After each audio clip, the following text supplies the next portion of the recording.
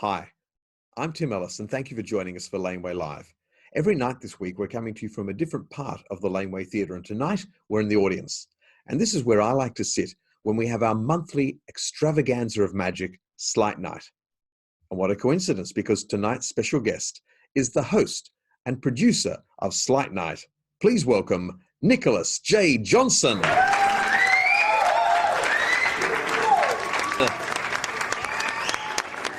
Thank you so much. Thank you for having me.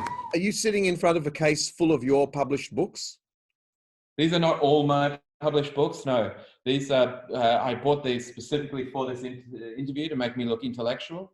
Otherwise it would be a disused exercise ball and some and a whole pile of magic tricks that I never do anymore. I was going to name brands. I was going to get a whole lot of names. Oh, Tora Magic. A whole lot of Tora Magic products that look really good in the videos, but then when you get them, they kind of not quite what you hoped. Yeah. Who would think? Who would think that would? I shouldn't.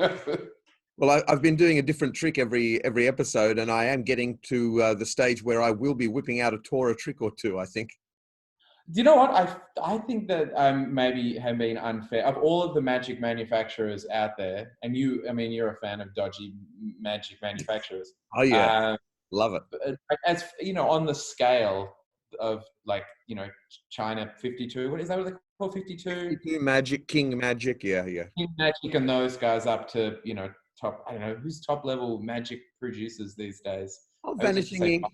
Vanishing Ink up here. Like Tora is not in the bottom half even. Like they make some pretty good stuff. So, they do have some very well made props, but they are the sort of tricks that you end up going, instead of going, wow, how did they do that? You're going, wow, why did you do that?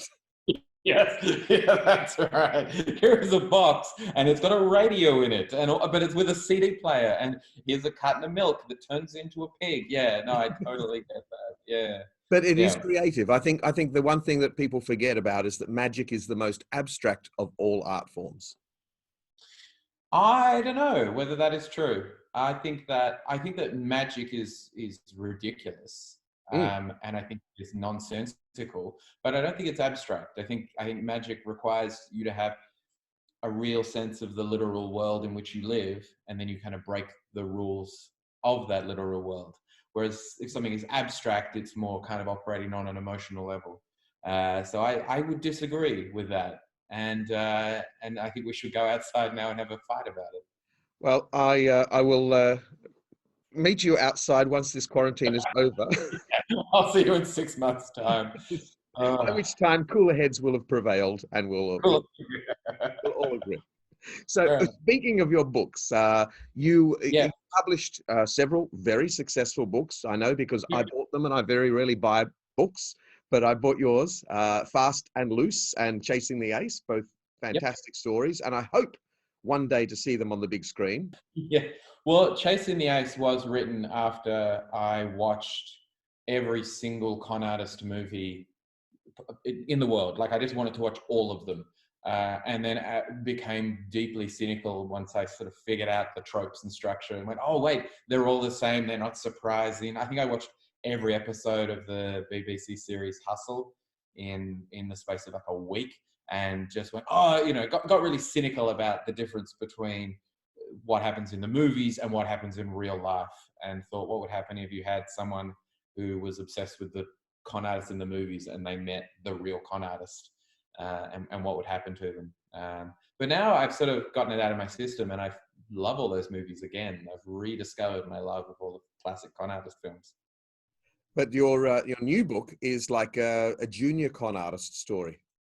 Well, my new book is because I have children, and I wanted to write a book for my daughter, my Beatrix, who is just loves reading, which is fantastic. She's 6 and she's reading Harry Potter by herself. It just blows my mind.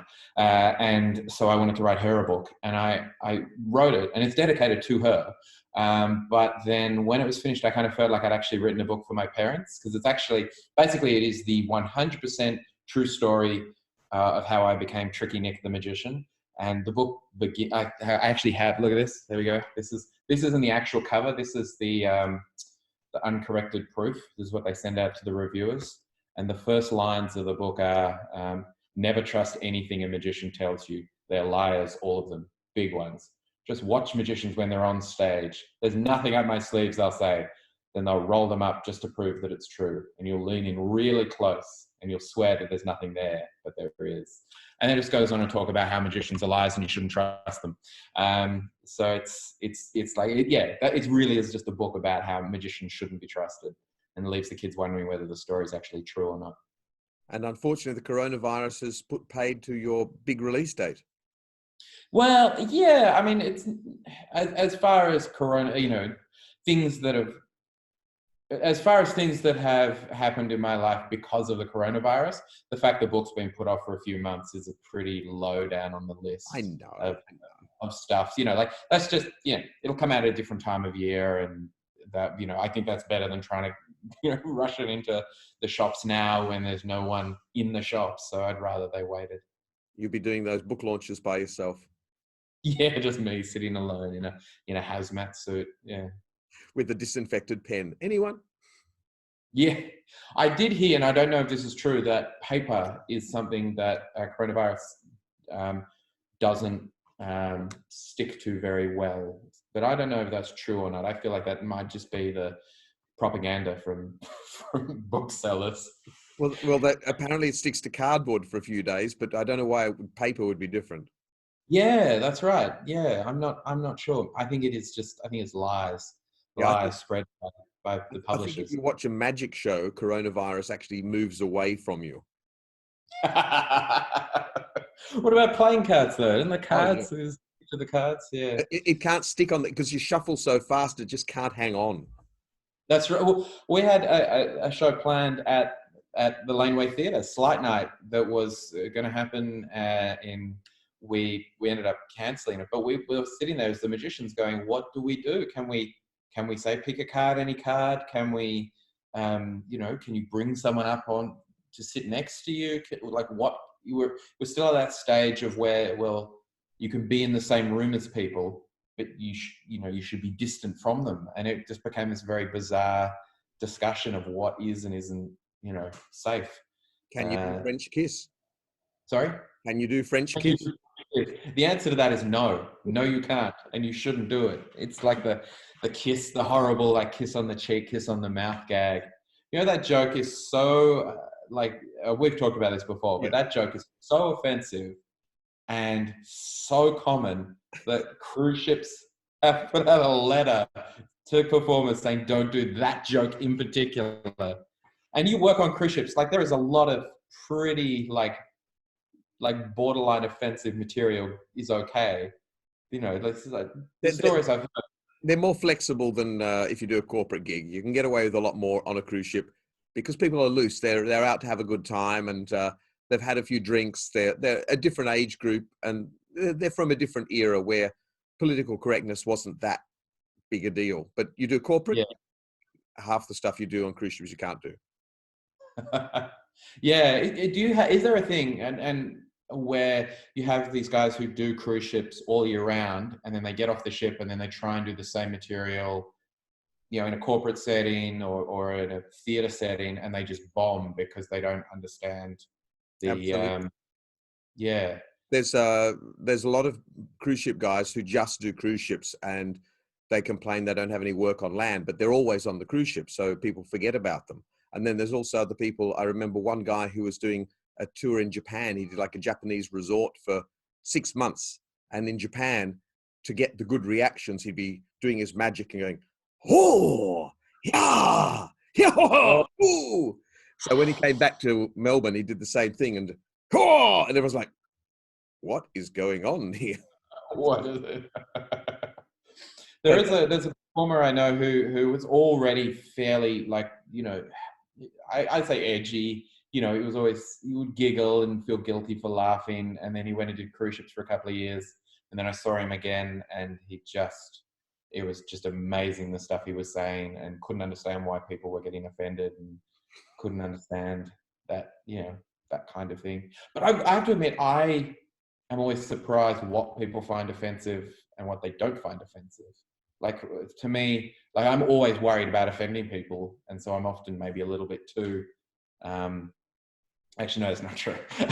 I'm always worried about offending people, but I'm always surprised when people don't take offense at things. And then I'm always surprised what they do take offense. Like it's never, my instincts are always way off in terms of what is and isn't offensive.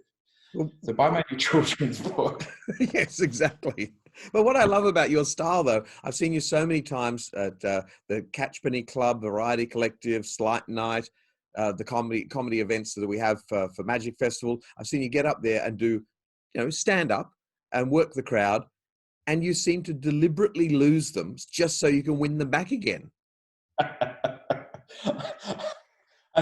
I appreciate you giving me that much credit, that I would be so confident in my abilities as a comedian that I could purposely lose the audience and then bring them back again, like a fisherman. Real immaculate. Oh no, gotcha. No, I am like a duck, just madly paddling underwater, trying to stay afloat. And so I've done the Melbourne Magic Festival pretty much. I think I missed 1 year when I was living overseas, but I've done it every year, and I think I've gotten one complaint over that entire time. And that complaint was that what did I do? It was a family routine, and the idea of the routine was I was going to make an audience member travel 30 years into the future. And they're up on, do you remember this? They're up on stage. Yeah, they're up on stage there was a dad up on stage with his daughter, and I put a cardboard box on his head that said time machine. And then we played the Doctor Who theme song. And then when he took the cardboard box off, I'd taken his daughter and put her back in the audience and replaced her with a grown woman. And then I was wearing a long grey beard and had a walking stick and said, "Welcome to the future. Look at your daughter." And then one day I said, "She's aged terribly. Look at her."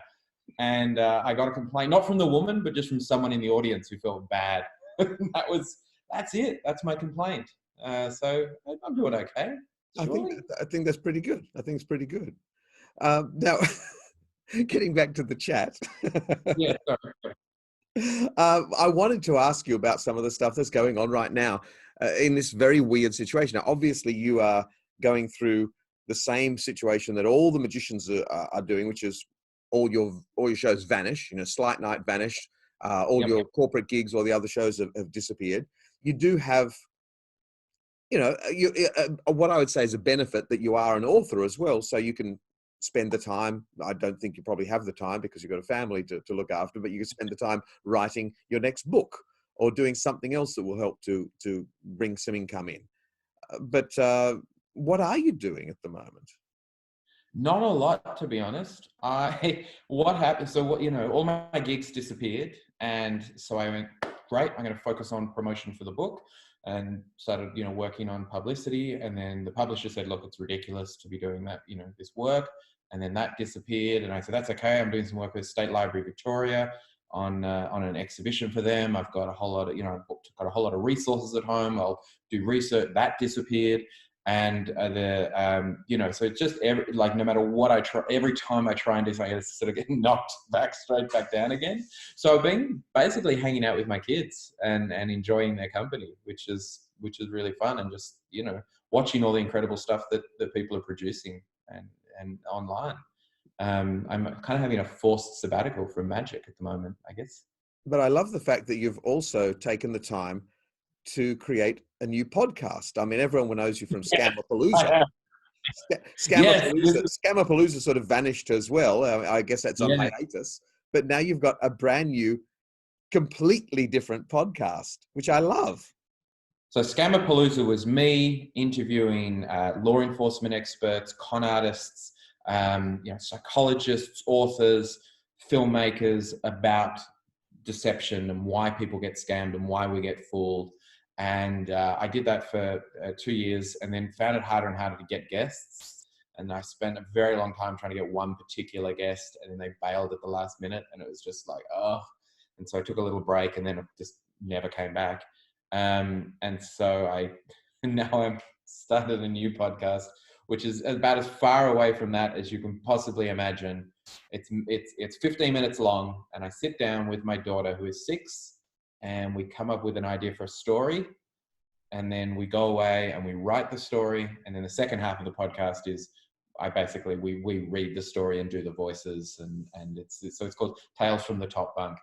And it's I'm really enjoying it. It's a really fun thing to do, and to have like a chat with your daughter about, you know, things that she's interested in the world, and stories, and then try to create a story around that.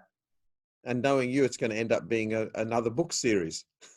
I'm not sure. It's very difficult to get a 6-year-old to talk directly into a microphone, so I'm not sure how my patience can handle it. There's a lot of the podcast. You know, we record like 30 minutes, and then about 7 minutes ends up in the podcast, and of the rest, a good solid 15 minutes is me going, honey, no, sit down. No, honey, into the microphone, honey. No, into the microphone. Yeah. Okay. No, put that down, honey. Like, that's just, yeah, it's wrangling cats. Look, I know, to be honest, I have the same problem with this show too. Lots of outtakes. No, you're not facing the camera. Yeah, let's go. You've muted yourself again. No. But I also love the theme music you've chosen for Tales of the Top Bunk. Yeah, it's brilliant. It's a piece of 8-bit music. I think it's called Video Game, and it is, yeah, it's a fantastic song. And it's royalty-free music, which is nice. It's a really, yeah. You always do everything with such style. I really appreciate that. Oh, thank you. We've talked about this before, but I always feel like, you know, when you're on stage and you're looking at your prop, and your prop that you've had and you've been using for the last 20 years, and it's held together with glue and gaffer tape, and to you it looks really shoddy.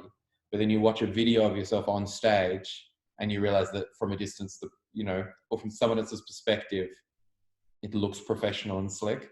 But I always have this feeling that I'm not being slick enough. I mean, I'm not being professional enough, or I'm not being, you know, I haven't got the same production values as some of the other guys. So I appreciate you saying that. Well, it's always the same. I mean, one day you finally meet your hero and you get to see them on stage, and you go backstage and you see that all their props are rubbish and they're held together with gaffer tape.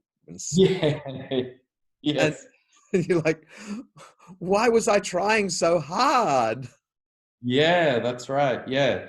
Like, you realize, yeah, that it's actually not at all, yeah, that it's not as slick at all. That's like saying, like, every time you walk onto a set, you know, like I did some TV work a couple of months ago, and it looked so fake. It just looked so shoddy, so ill-conceived. It looked really embarrassing. But the end product looked really slick, and I don't know. I don't have a good eye for how to, you know, manage those expectations. I think that's one of the saddest parts about being a magician, is that we do see behind the velvet curtain, and there's not much there. No, that's right. And I think that's why so many amateur magicians get drawn towards learning, I'm going to say it, unnecessarily complex sleight of hand.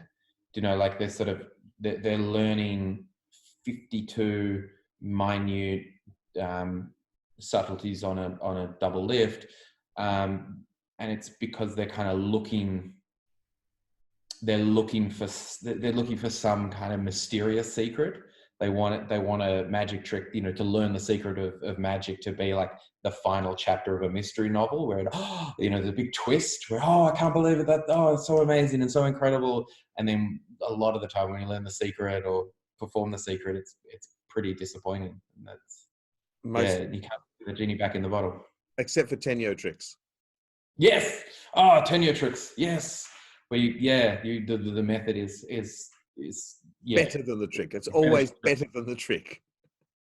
Do you know who I loved recently? I forgotten the guy's name. So on Penn and Teller's Fool Us, and he did the brainwave deck. Brainwave deck, where he revealed the secret to the audience. Was it Assy Wind? I think so. Yeah, where he had the table with the big wheel underneath it. Yeah. Yeah, that was just such a beautiful idea, because he had an amazing trick, but the trick was, the method had been sort of dealt with in the first minute of the routine, but then the routine continued for another 5 minutes and was still amazing and still incredible, and just this really solid 60 seconds. And like the presentation just took it to a whole other level. And that, yeah, just absolutely loved that. It was like meta magic.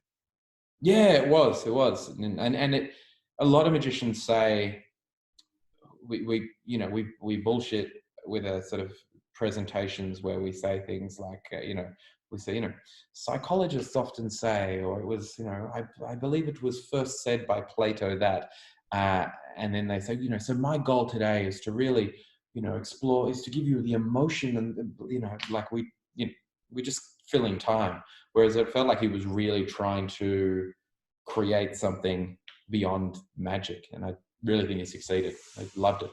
Yes. Well, we'll put the link down there so people can find that and have a look at it themselves without giving any more tips about what's going to happen. But you'll enjoy it. You'll enjoy it. Now, I did want to ask you too, the coronavirus and scams. There are a lot of people who seem to be taking advantage of the fact. I mean, we're supposed to be uniting against the coronavirus to try and defeat it. And yet there's always going to be somebody trying to take advantage of it. Yeah, but I mean, we need to accept that there are terrible people out there in the world. And there are also just people will always, particularly in an emergency, there are people who will always act in their own best self-interest. There are people who will panic buy, and there are people who will, ignore health warnings. The people who walking around all day wearing gloves, touching everything, picking everything up because it protects them, but they're not helping anyone else. They're just helping themselves, and then they take the gloves off and drop them on the ground for someone else to clean up. So there's always going to be people looking out for themselves. One of the things we find is that people in a crisis seek structure, and we seek reassurance that everything's going to be okay. And we also do that on a subconscious level. So what we do is our brains tend to look for patterns to tell us that everything is going to be okay. So there's a study a few years ago where psychologists got people to look for patterns in static, and there were no patterns in the static at all. And they found that if they made the people who were looking for the patterns in the static very comfortable, they were less likely to see patterns than if they were uncomfortable. So the people who are uncomfortable, put them in uncomfortable seats and played loud music to them, they were much more likely to see these patterns. And so because of that, con artists can come in and basically provide the patterns. You can provide, it could be a conspiracy theory, which is basically what that is a pattern that doesn't really exist. They can provide medical cures and answers that, again, don't actually have to exist. But again, they just provide that reassurance and that pattern that we're looking for. So, I mean, today, Pete Evans, for your international viewers, Pete Evans is the Gwyneth Paltrow of Australia. He's a celebrity chef who, there's some classic Pete Evans moments. He said that sunscreen causes cancer, but the chemicals in it are more likely to cause cancer than prevent cancer. He has a whole thing about activated almonds being particularly good for you. There's a lot of bizarre things. And he's come out today with... How do you activate an almond? How do you activate an almond? You just, there's a little switch on the side. And you just sort of flick it. But that's right. There's a remote in your pocket, like a lie detector routine, and you sort of push it, it turns on. In the olden days, you had to rub it against your head to get the static charge going. Anyway, he's got this device, and it's $15,000, and it's like creates a healing energy aura thing, and it's basically just a light show, this little light box. And I don't know if anyone will buy it, but I think there are people who will be reassured by it and reassured that it's out there and that it exists. So that's sort of like our equivalent of Jim Bakker and his colloidal silver. Yes. Yeah. Yep. Or any of those people who are out there selling, snake oils and easy cures and easy answers. Because I think a lot of the time, what we're looking for, particularly when it comes from health, It's, to me, like when I go to the doctor, it's, I have something wrong with me and I want the doctor to give me the thing that will make my body better. You know, that's what I want. But other people want different things from their healthcare professionals, and a lot of the time GPs can't give them what they want because that's not what they do. And so they want, you know, reassurance. They want something that says, you know, that reinforces their beliefs or their philosophies or their ideas. And that's when the snake oil salesmen and the quacks and the people like Pete Evans come in and make serious money.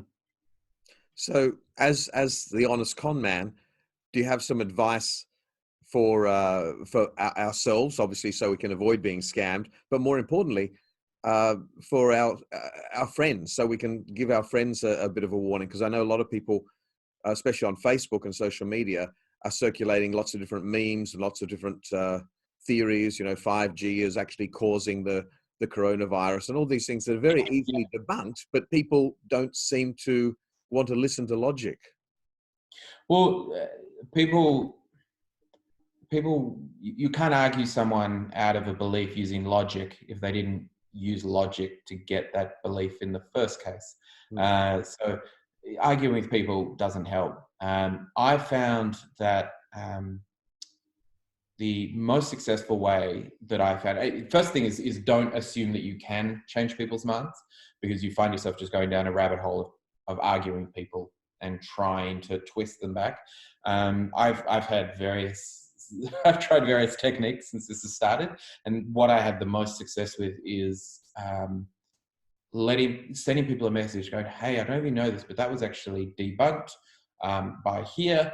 I just thought you'd want to know so you can delete the post. I'd hate for you to, you know, to make to look foolish," or something like that. And you do it in a way in which you are trying to be helpful, and you're doing it in the spirit of friendship and in the spirit of trying to help. And they may turn around and tell you to get stuffed. But I found when I do that, I have much more success than when I go in and tell people that they're full of it. And that's usually they will turn around and tell me that I'm full of it and block me and from their Facebook walls or whatever it is. Yeah. I had one person who was debating and arguing and putting forward the theory that Bill Gates was responsible for the coronavirus, and he wanted the whole world to get vaccines so he could control them, but he did not vaccinate his kids. And so I did a quick little Google search and found that story about him not vaccinating his kids came from a hoax news site and just perpetuated and snowballed, and everyone's kept repeating it. And so a little bit further looking in, I saw a post from Melania Gates saying, "These are my 3 kids, they are fully vaccinated." So I sent that link to them. I said, "Here you go. In case you're wondering, Melania Gates, Melinda. Mrs. Gates clarified." That's a conspiracy theory. Go on, yeah. I'm losing the argument already. She clarified that her kids were vaccinated. And the reply was, "Well, she would say that, wouldn't she?" Yeah. I mean, that's not, the great thing about conspiracy theories is that, so conspiracy theory, a conspiracy is an agreement to lie. So it's not just someone lying, it is a group of people lying and all agreeing, let's get together and lie. And a conspiracy theory is the belief that there is a group of people who are all getting together to lie. So when you present evidence that suggests that proves that is not true, that doesn't debunk the conspiracy theory. That just makes the conspiracy bigger. That's just, you know, if you say, you know, Bill Gates owns vaccine factories and he's going to control the vaccine and make more money, despite the fact he was already the richest man in the world and gave most of it away. Then you say, well, no, that's not true because we have this other source over here that completely debunks that claim. Well, that means you now have Bill Gates and your reputable source are both in on it together. It's like the flat earth, you know, when you talk about the flat earth theory, it's like you say, well, hang on, that would mean that that NASA is in on it that the airlines are in on it, that the Navy is in on it, that all the world's, like air forces are in on it, that anyone who has access to a satellite is in on it, telecommunications are in on it. And every time you add someone, that doesn't disprove it. That just makes the conspiracy bigger. It's a it's a very big challenge. I remember years ago I was doing a show in the Mystery Lounge, which was a very small venue with 12 people, and the gag that we set up was when people come in, they'd fill out a questionnaire, and we said we're going to give them a computer-controlled analysis of their horoscope. It was a piece that I think Randy used to do.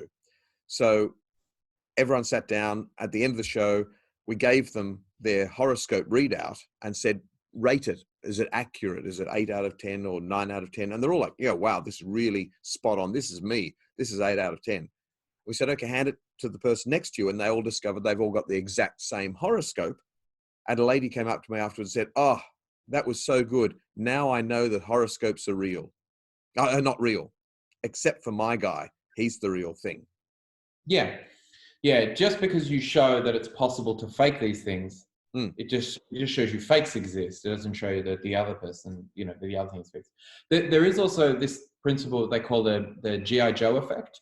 You know how like back in in the 80s, in episodes of G.I. Joe, at the end they'd have the public service announcement where they'd say, hey kids, don't do drugs. Drugs are bad and they'll destroy your life.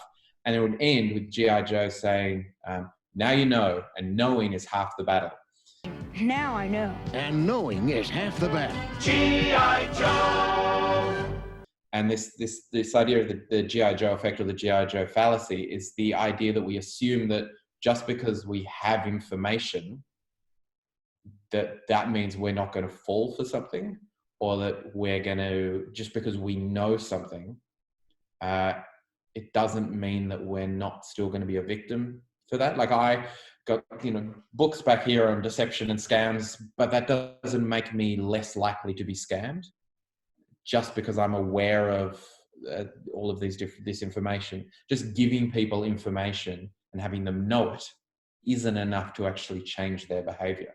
I mean, you've seen this before, right? You see someone performs a magic trick for you at a lecture or a dealer dem, and then they explain how it's done. And then you watch it again and you're still fooled, even though you know how it's done. Yeah. Like the snap deal, the Leonard Green snap deal, where the cards are going down and and it's like, you cannot, I know exactly how I can do that. Yeah, I understand. But if I watch someone do it, particularly someone who's really good at it, I will, Alex Unexplainable, he's really good at a snap deal. And I'll sit there and watch him do it. And it's like, no, those cards are disappearing when they hit the table. Just completely fall for it every time. Yeah. Well, in conclusion, I will ask you one very important thing. The coronavirus, obviously, it's not a good thing. It's causing a lot of problems around the world. What's your bold stand against the coronavirus? Tim Ellis is telling it like it is. I think I've been watching too many Trump press releases where he goes, look, we've got some numbers, some big numbers, and some beautiful numbers too. And there's going to be death, a lot of death, but not a lot of death, but there will be death. Yes. Oh, God. Yes. But I was going to ask, in my roundabout way, I'll just make it more precise. What's going to be more dangerous, the coronavirus itself or the coronavirus conspiracy theories?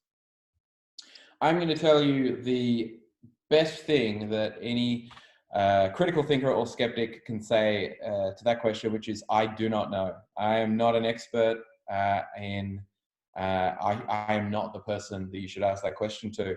And I think we should be saying, I don't know. And in 2020, when it comes to the coronavirus, the answer, I don't know, is one that we have to say more often, because it just changes every day.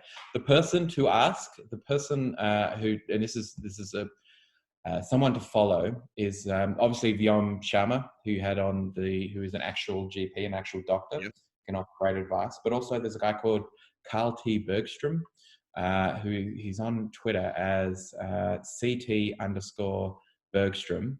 He's a professor of biology, but he knows a lot about virology and those subjects, but also has written a book called Calling Bullshit, and actually teaches a class, a course on bullshit. And he would be the person that you should follow in terms of the latest information on conspiracy theories and scams and deception related to the coronavirus. Well, it's certainly a challenging time, and I think it's sort of good that we have to stay inside, because the less contact we have with other people at the moment, especially the tones. Yeah. But it's weird because it's almost like, you know, how people were trolls before this started. They'd be on computers going, oh, and they'd say bad things, and then you might meet them the next day and they're like, oh, I'm sorry, I didn't mean that.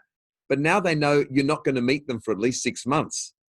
So they're saying anything they want. It's like Facebook and social media has just exploded with hatred and vitriol. It's quite cruel out there at the moment. You know, it is very cruel out there, but there is, at the same time, there are a lot of people who are out there. Like, I'm getting people just sending me a message, like you the other day, to send me a message asking me how I was out of the blue. Oh, that's not like Tim at all, to care about other people's feelings. But you know what I mean? Like, there are people reaching out to help each other. Yeah. I mean, you are doing this incredible show and getting a chance to talk to all of these people and connect.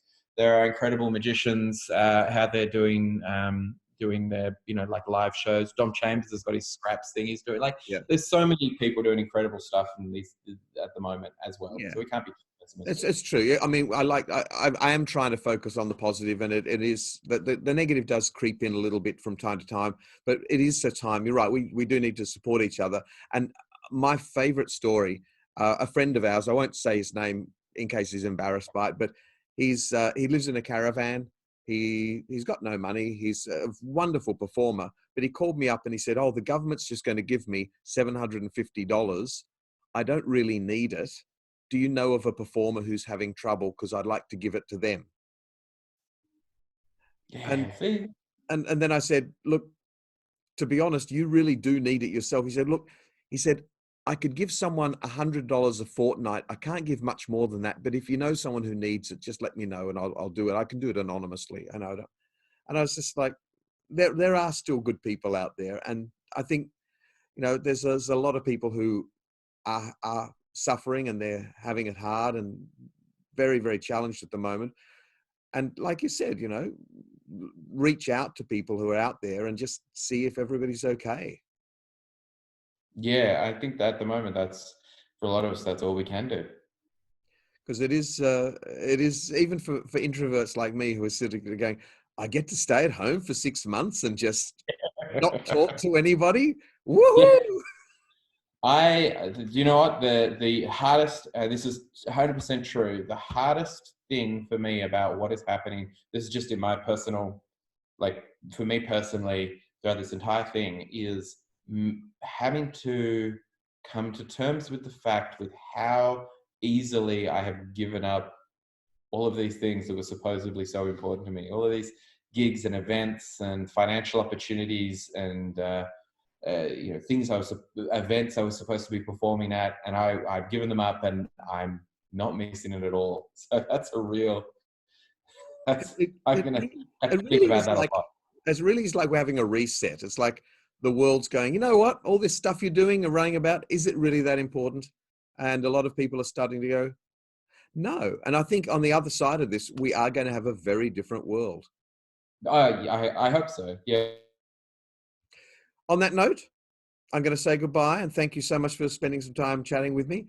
And hopefully we'll be able to chat again in real life very soon. And if not, we have telephones, we have Zoom.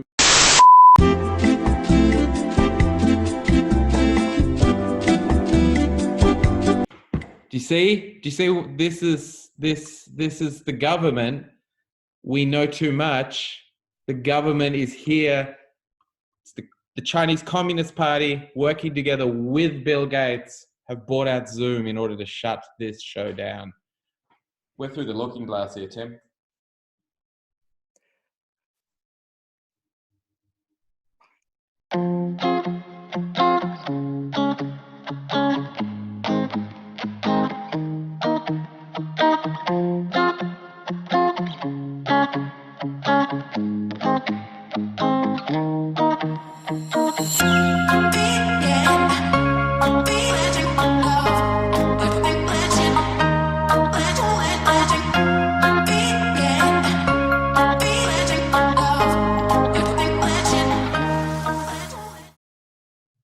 Oh, you're back. Yeah, sorry, I don't know what happened then. That's how I was just reading.